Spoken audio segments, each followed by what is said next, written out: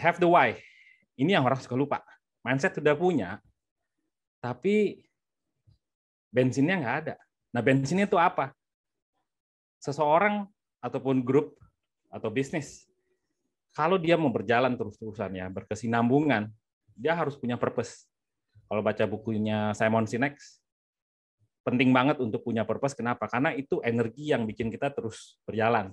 Dan dengan adanya why atau purpose, itu bisa membantu kita set long term goal. Bisa juga ngasih lihat apa sih bedanya kita dengan kompetitor. Bisa juga men-trigger inovasi. Karena kalau kita punya purpose, kita pengen bikin konsumer kita lebih happy. Apalagi sih yang bisa bikin happy? Apa yang sudah dilakukan dan apa yang belum? Yang sudah, apa, dan yang belum kita bikin. Nah, itu inovasi. Dan kalau punya purpose, dalam keadaan apapun mereka akan lihat itu sebagai North Star-nya. Kalau yang kerja di startup biasanya suka banget tuh kata North Star. Jadi punya purpose. Saya ambil contoh Gojek. Salah satu purpose-nya Gojek adalah dia pengen punya ekosistem. Ketika ngomong sama founder-nya, ini adalah purpose-nya mereka. Punya ekosistem yang memberikan positive impact sosial, ekonomi. Dan ini nggak ngomongin soal satu sisi doang.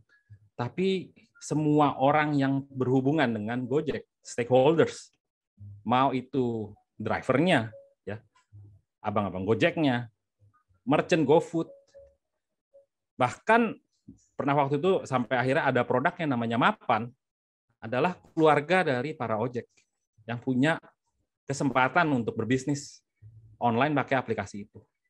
Jadi dia pengen bikin ekosistem yang impact-nya positif terhadap sosial ekonomi di Indonesia. Dan kalau dilihat memang benar positif. Dan banyak stakeholder yang terbantu. Kalau yang case lagi adalah Airbnb. Ini juga dia membantu dua sisi nih, traveler dan pemilik properti. Itu supaya orang bisa travel karena biasanya kan hotel itu kan franchise misalnya. Nah, Airbnb membuka kesempatan untuk orang yang mau share knowledge mereka tentang satu area dan menggunakan properti mereka sebagai tempat tinggal. Nah, Airbnb membuka kesempatan itu. Nah, orang yang ingin travel tapi tidak terbatas, lalu travel agent misalnya, mereka pakai Airbnb.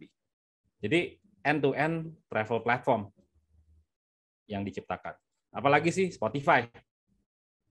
Nah, Spotify itu kan, kalau lihat purpose-nya, sebetulnya nggak terlalu nyambung sama yang jadi produk sekarang. Unlocking the potential of human creativity. Sebetulnya yang dia mau adalah artis, terutama yang indie, punya kesempatan untuk memberikan produknya ke jutaan orang. Tapi semua yang namanya artis, musik, bahkan podcast, ada di Spotify. Secara purpose dia ngelebar, which is good. Mungkin ada tekanan dari sisi profit. Oke. Nah, Traveloka juga mirip. It's a one-stop service kan.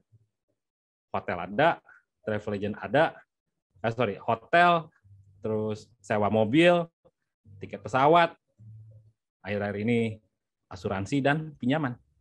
Jadi nggak cuma ngomongin tiket pesawat, semua all-in-one service dalam satu genggaman. Nah, ini teknologi lagi kan. Yang saya sebut tadi dari Gojek, Spotify, Airbnb, semua menggunakan teknologi.